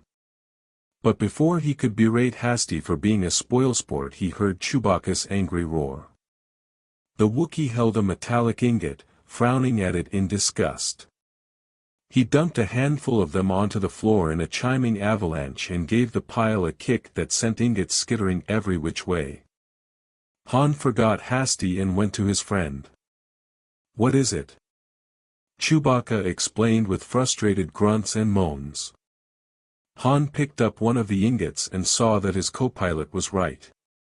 "This stuff's Kyrium. You can get it anywhere, Skinks. What's it doing in with the treasure?" The small academician had located a vault directory screen at the end of the nearest shelf stack, an old televiewer mounted on a low stand. He brought it to flickering life, and columns of ciphers and characters raced across the screen as Skinks answered distractedly. "There would seem to be a great deal of it here, Captain. And a huge quantity of Mitag crystalline vertices and mountains of enriched Bordhell-type fuel slugs among other things." "Mitag crystals," Han repeated in puzzlement. "They run those things off by the carload. What kind of treasure's this? Where's the real treasure?" A belly laugh distracted him. Badur had found a canister of the Mitag crystal and flung a double handful into the air. The crystals rained down around him, catching the light as he convulsed in laughter. This is it. Or was, an age ago. Don't you see, Slick? Curium is artificial shielding material, not very good by modern standards but a major breakthrough in its time, and tough to produce to boot. With quantities of curium to shield heavy guns and engines, Zim could field warcraft that were better armed and faster than anything else in space at the time. And MITAG crystals were used in old subspace commo and detection gear. You needed lots and lots of them for any space fleet or planetary defenses. And so forth, all this was critical war material. With the stuff in these vaults, Zim could have assembled a war machine that would have conquered this whole part of space. But he lost big at the Third Battle of Von Tor first. That's it, Han bellowed. We went through all this for a treasure that's obsolete. Not quite, Skinks commented mildly, still bent over the screen.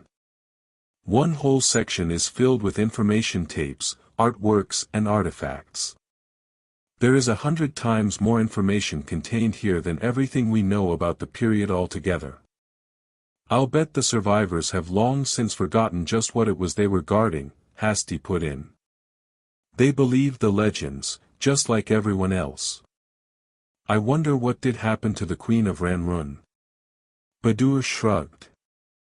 Perhaps they plunged her into the system's primary after she offloaded the treasure, or sent her off with a skeleton crew to arrange misleading sightings of her and create a false trail. Who knows? Skinks had left the view screen and started a delirious dance, first on his hind limbs, then on the front ones, hopping and capering much as Han and Chewbacca had a moment before. Marvelous. Miraculous. What a find. I'm sure to get my own chair funded, no, my own department. Han, leaning against a wall, slowly sank to a squatting position. Artworks, Chewie and I can just stroll into the Imperial Museum with a bunch under our arms and start haggling, right? He rested his forehead on his good arm. Chewbacca patted his shoulder solicitously, making mournful sounds. Skinks gradually stopped cavorting, realizing what a disappointment all this was to the two. There are some things of intrinsic value, Captain. If you choose carefully, you could fill your ship with items you could dispose of relatively simply. There would be some profit. He was fighting the urge to hoard the entire find, knowing that the Millennium Falcon could bear away no more than an insignificant part of it. Enough, I suppose, to get your ship repaired properly and have your wounds looked after in a first-class medi-center. What about us? Hasty interposed. Badur and I haven't even got a starship. Skinks pondered for a moment, then brightened. I can write my own ticket with the university, an unlimited budget. How would you two like to work with me? Academic pursuits will be dull after this, I suppose, to a pair of humans. But there'd be generous pay and retirement benefits and quick promotions. We'll be years and years working on this find. I'll need someone to look after all the workers, scholars and automata. Badur smiled and put an arm around Hasty's shoulders. She nodded. That made Skinks think of something else. Bolux, would you and Blue Max care for positions? You'd be of great help, I'm sure. After all, you two are the only ones who interacted with the war robots at any length. There's certain to be an effort to study their remains. We have a great deal yet to learn about their thought processes. Blue Max answered for them both. Skinks, we'd like that a lot. If the locals don't march in here and take it all away from you, Han reminded them, as Chewbacca helped him to his feet. Seeing their concern, he added, I guess we'll leave you a portable defensive generator and some heavy weapons and supplies out of the Falcon. That'll give us more cargo space. Badur sounded uncharacteristically angry. Han, how gullible do you think the rest of the universe is? You always want to do the right things for the wrong reasons. Well, what will you do the day you run out of excuses, son? Han pretended not to hear. We'll punch through a distress call just before we make our jump out of this system. There'll be a Tian hegemony gunboat here before you know it. Come on, Chewie, let's break out the hand truck and get the ship loaded before anything else happens. Captain, Skinks called. Han paused and looked back. Here's a funny thing, I still think this adventuring was basically just danger and hardship a long way from home, but now that it's ended and we're parting company, I find myself saddened. Look us up for a refresher course any time, offered Han. Skinks shook his head. I have much to do here, all too soon I'll be called away by my blood, when it's time to go chrysalis, then live a brief season as a chromowing. If you wish to see me then, Captain, come and look on Rururia for the flyer whose wing markings are the same as my own banding. The chromowing won't recognize you, but perhaps some part of Skinks will. Han nodded, finding no adequate way to say goodbye. Badur called, "Hey Slick." Han and his co-pilot looked to him and he laughed. Thanks boys. Forget it. Han dismissed the entire incident. He started off again with his sidekick, both of them moving with some pain due to their injuries. After all, a life debt's a life debt, isn't it, partner? On this last note, he poked a knuckle into his co-pilot's ribs. Chewbacca swung angrily but not too quickly. Han ducked and the Wookiee backed off. Look, Han said, that's it for missions of mercy, all right? We're smugglers, that's what we know and that's what we're good at and that's what we're sticking to. The Wookiee growled concurrence. The others, surrounded by the endless shelf stacks of Zim's treasure, heard the discussion echo back from the corridor.